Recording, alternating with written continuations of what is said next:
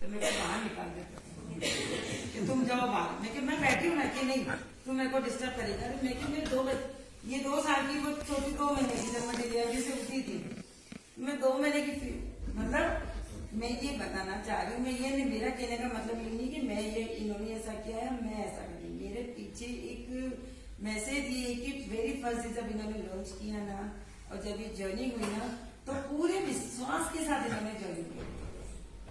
इतना विश्वास था इनको कि मैं कभी कभी अपने फ्यूचर को लेकर कभी कभार मैं डिस्टर्ब हो ही जाता होता है ना कि कोई उस समय नेटवर्क का मार्केट नहीं था, कुछ माहौल नहीं था, 2 बच्चों की जिम्मेदारी, माँ बाप खुद भूखे रह सकते हैं, बच्चों को तो भूखा नहीं रख सकते हैं ना।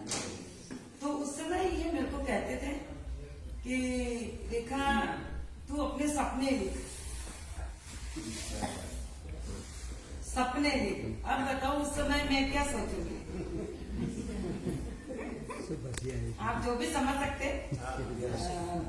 मैं सोचा करती थी और प्रिपेयर कर लिया था मैंने अपने आप को कि मुझे कभी कभी कहीं ना कहीं किसी मोटे वापस जॉब अगर करना पड़े, क्योंकि मुझे इन्होंने छुड़वा दिया था जो, क्योंकि 2 बच्चों की जिम्मेदारी थी, ये बहुत बाहर रहते थे।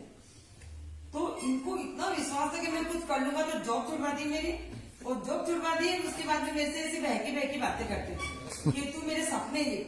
अरे सपने कैसे लिखूं, मेरे को तो आगे का फ्यूचर तो पता नहीं, अंधकार में नजर आ रहा है।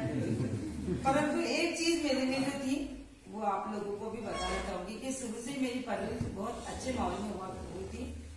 तो मैंने स्टार्टिंग से ही, मुझे नहीं याद है कि सर बहुत कम उम्र में 7 आके नौकरी ऐसे कुछ क्लास से मैंने अपने फादर से किसी भी प्रकार से पैसा लिया होगा।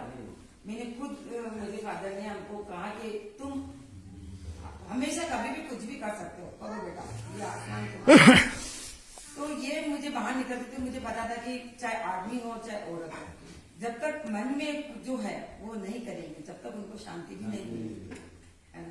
परंतु एक चीज है कि मैंने इनमें ये देखी थी, जो विश्वास था ना, आज उसी विश्वास का रिजल्ट आपके सामने है।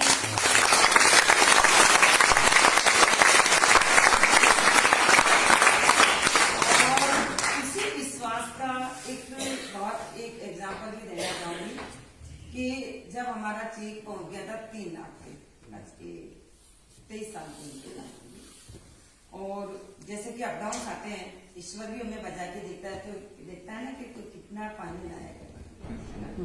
तो वही बस कुछ मैंने जिंदगी में सीखा है कि हमारे साथ जो कुछ भी होता है तो वो हमें सिखाने के लिए भी होता है। हमारा बिजनेस पता नहीं इतना गिरा कि उस दौरान हमारे खर्चे थे, वो एक पिक्चर है ना, आमदनी अठन्नी खर्चा होती है, वो वाली बात हमारे साथ हो गई थी। अब उसको आप कितने टाइम मैनेज कर सकते हैं, है ना। उस समय भी मुकेश जी की हिम्मत को मैं आज भी सैल्यूट करती हूँ कि उस समय हमारे भिलवाड़ा में ये हालत थी कि जहां जहां मुकेश जी निकलते थे उस वहां पीछे पीछे लोग बात कहते थे, देखो वो जा रहा है आपसे। मुझे घर से बाहर निकलने में शर्म आती थी। क्यों? उसका कारण ये था कि अकेले मेरे गली में उस दौरान मेरे घर में 2 गाड़ियां थी, बहुत बड़ी बात हुआ करती थी, 2 गाड़ियां थी, जिसको मुझे एक गाड़ी को मुझे मैनेज करने के लिए रेंट पे लगाना पड़ा। अब बताओ कि चीता जैसे की, मतलब चढ़ते हुए सूरज को तो सभी सलाम करते हैं, है ना, डूबते हुए सूरज की टांग हर कोई खींचता है ना? तो मुझे भी कहीं ना कहीं ऐसा एहसास होता था कि लोग बात शायद हंसी मजाक का में एक कारण बन रहे हैं हम लोग। तो उस दौरान अगर एक सिंपल जो होते हैं तो वो क्या होते हैं, डिमोटिवेट हो जाते हैं, यार अब कुछ काम देख लेते हैं, लोगों का सामना नहीं कर पा रहे, यही होगा ना जनरल अपन आम थोट यही होगी। परंतु मुकेश जी ने क्या किया, उस सिचुएशन को एक चैलेंज के रूप में लिया। मुझे आज भी याद है कि इनका टेक्निकल पॉइंट नीचे आ गया था और वापस इन्होंने एक टारगेट लिया था ग्री का। उस समय टेक्निकल पॉइंट बहुत बड़ी बात हुआ करती थी, टेक्निकल पॉइंट के ऊपर एक बड़े बड़े सेलिब्रेशन करते थे और बहुत बड़ी बड़ी दलीलें दिया करती थी। टेक्निकल पॉइंट, रॉयल्टी का मतलब जो लता मंगेशकर गाना गाया एक बार रॉयल्टी मिली बार, और टेक्निकल का मतलब हम कंपनी के पार्टनर है। इसको बहुत, और आज तो बहुत बड़ी बड़ी पिंस हैं, आज तो उस समय नहीं हुआ करती थी। तो उस समय इन्होंने एक बार बहुत ज्यादा ये कुछ सूझ नहीं रहा था और हम दोनों छत पे बैठे हुए थे, 1-2 बज गई थी। तो इन्होंने मेरे से प्रॉमिस किया कि रेखा, मैंने कहा क्या करे, तो उन्होंने कहा रेखा ठीक है होगा, परंतु मैं ये कोशिश करूंगा कि अगले 3 महीने में वापस टेक्निकल लेके आऊँ। उस समय के हालात में आपको बताऊं कि इनके ऑफिस वाले जो आरसीएम के जो ऑफिस थे अंदर, मैं पर्टिकुलर नाम ही लेना चाहूंगी, वो तक उनको तक विश्वास था कि अभी मुकेश कोठारी खत्म है, आरसीएम भी खत्म है। मैं आपको ये एक सच्चाई मेरी आंखों में नजर आ रही होगी। वो भी एक हमारे लिए चैलेंजिंग हो चुके थे, क्योंकि ऑफिस में जाते थे तो एक तवज्जो नहीं दी जाती थी, क्योंकि एक मुकेश कोठारी का नाम चल गया था। आज इसको मुकेश कोठारी का आज ऑफिस में जाते थे तो कोई देखते भी नहीं थे, कोई काम होता था तो अरे क्या है कर लेंगे, हो जाएगा, बैठा है ऐसे। तो इन्होंने चलिए देने के 3 महीने में करके दिखाना, और रियली गुरु भाई साहब उस तीसरे महीने ये टेक्निकल लेके आए।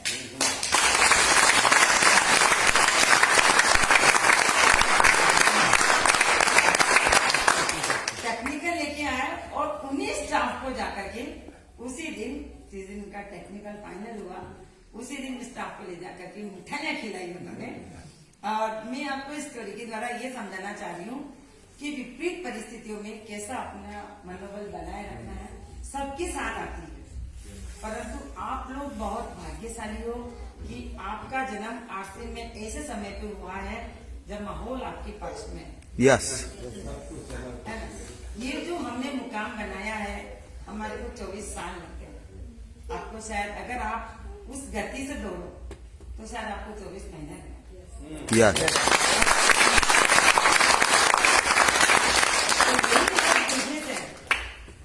जिसको करते हुए आत्मा में शांति मिलती है कि एक दुकानदार सोचता है यार मेरे पास में सेम दुकान खुल गई है, तो यार ये बंद हो जाए तो मेरी सेल, इसमें अपन क्या सोचेंगे, यार मेरा साथी एक और हो जाए, मेरा साथी बढ़े। एक अच्छी भावना, तो अच्छी भावना का जन्म भी इस नेटवर्क के द्वारा ही होता है। हमारा इंसान का जन्म केवल कमाने के लिए नहीं हुआ है, अच्छी सेवा के लिए भी हुआ है।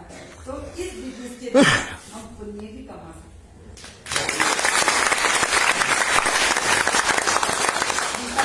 कर्म करो, फल की इच्छा अपनी मत करो, इसमें कर्म करो, फल अपने आप आपको देगा। इसी शुभकामनाओं के साथ मिलते रहेगा भिलवाड़ा जब भी आओ।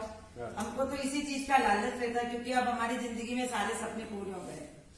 आप मेरे को देख लो, मेरे शरीर पे शायद आपको एक गहना नहीं दिख रहा, और आप लोग बहुत कुछ ये सोच भी रहे होंगे कि अरे भाभी जी कैसा हो रहा है, क्योंकि मैंने ये खाया था तो गुलाब जामुन की चाशनी भी गिर गई। तो मैं एक्चुअली अब आपको मैं बता दूं, मेरी परवरिश ऐसे माहौल में हुई थी ना कि मुझे उस समय मैंने बताया 7वीं क्लास से मैंने, तो मुझे सजने संवरने का शुरू से रहा ही नहीं, और बहुत इमेज बन गया। मैं, मेरी सास मेरे को कहती भी नहीं कि कहती भी है कि रेखा तुम के शरीर से ही औरत हो, तुम्हारे काम सारे आदमी वाले हैं। तो इसीलिए मैं आपको इस रूप में नजर आ रही हूँ, इसके लिए क्षमा प्रार्थी हूँ, परंतु क्या करो मेरा स्वभाव बन गया है ऐसा। बाकी आपको मेरी शुभकामनाएं, और अच्छी अच्छी खुशखबरी सुनाइएगा। हमारे को यहाँ भिलवाड़ा कभी आओ, हम स्क्रीन पे थे और स्क्रीन पे आ गए हैं, तो हमको बहुत खुशी होगी। धन्यवाद।